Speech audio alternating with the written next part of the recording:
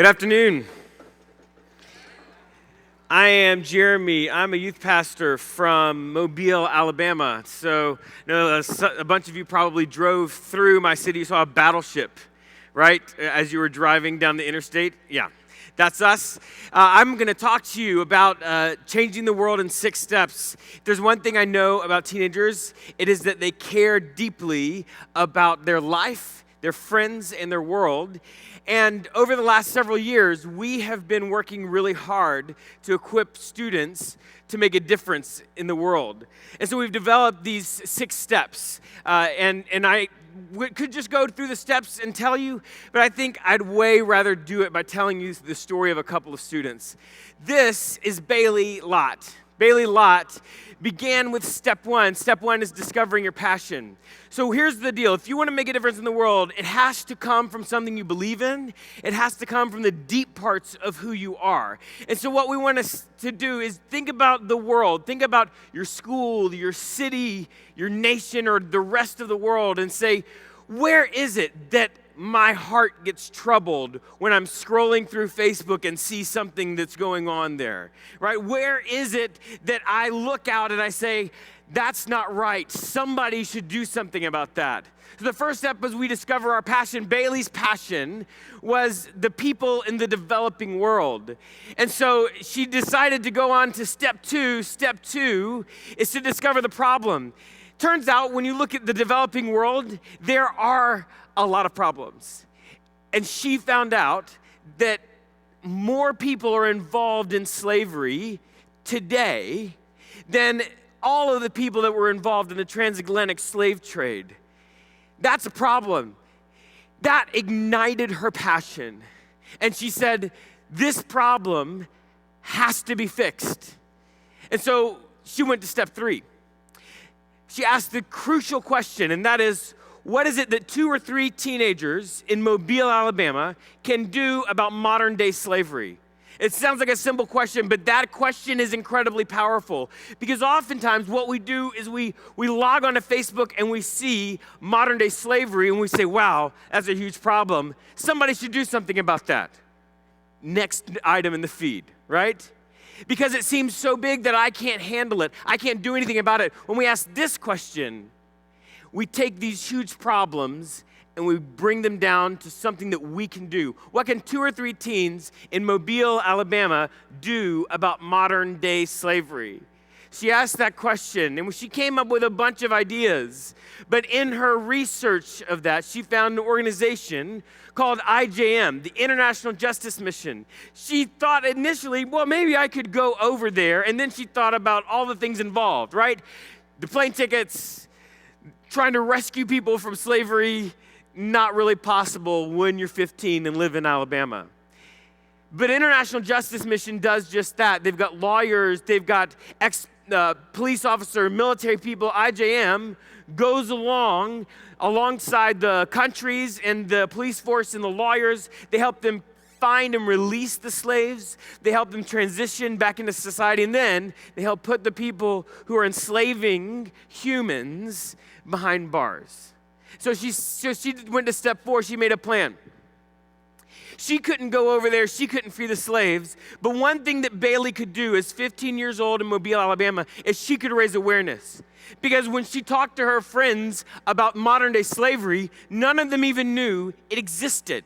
Not a single one. And so step 1 was to raise awareness. But awareness can only do so much. And so she said, 1, we're going to raise awareness. Step 2, we are going to raise money for International Justice Mission. So she got on the phone. She said, I want to raise money for you. What do I do? They walked her through a whole process. She started to get this plan together. She said, I'm going to go to all of the Sunday school classes, and I'm going to tell each one of the Sunday school classes about modern day slavery and about International Justice Mission. I'm going to talk to my youth group. I'm going to talk to my student government association. I'm going to do a video in our church services so that everybody can find out about what's going on and see how they can take a step to make a difference. She looked at this big plan that she had made, and she realized that she couldn't do it. First off, she doesn't even know where all the Sunday school classes meet. So she had the who question. Who do I need to involve in my plan to make it a reality? So she did the who question, and she realized that she needed an adult that knew about Sunday school classes at our church. She found Miss Faye. She's our church secretary. Miss Faye knows where all the Sunday school classes are.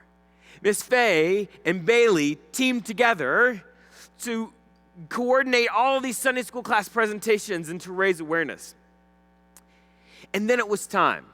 You know, the biggest part of this is that we can have these big ideas, but if we don't actually launch into this, oftentimes the passion fades. Have you ever had a great idea, and then like 2 months later, you've completely forgotten about it? Well, the goal is 6 weeks, right? We're going to go through 6 steps in 6 weeks. So the last step, step 6, is details and launch. So there's all kinds of details.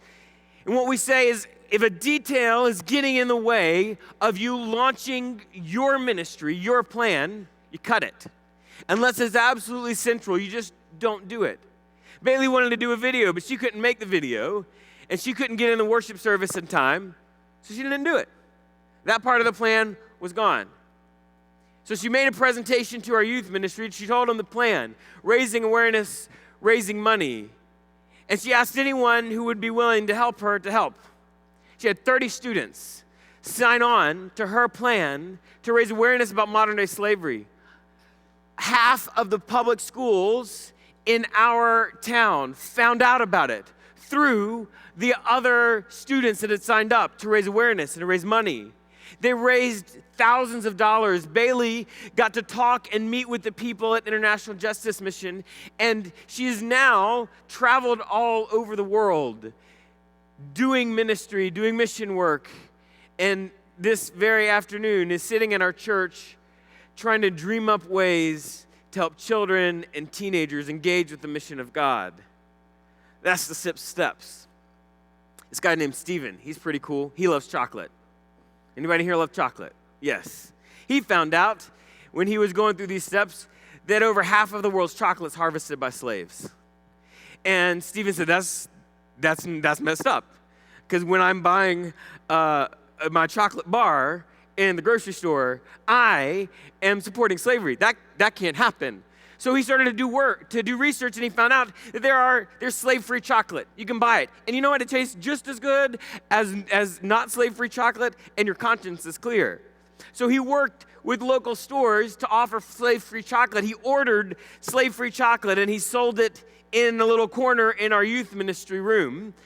And he raised awareness, and he also was part of the solution in buying chocolate that did not exploit humans in its harvesting. These are just normal kids. These are normal teenagers. But the world is a different place because of Bailey. The world is a different place because of Stephen. There are people that are no longer enslaved because of their work, because of their support of these organizations.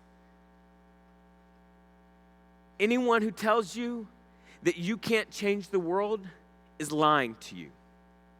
You can change the world. And you don't have to start a multinational corporation. You just have to ask the question, what can 2 or 3 students in my city do about this? So here's the 6 steps. Identify your passion, discover the problems, ask the question, make a plan, get other people involved, and launch. You can change the world in 6 steps. Thank you.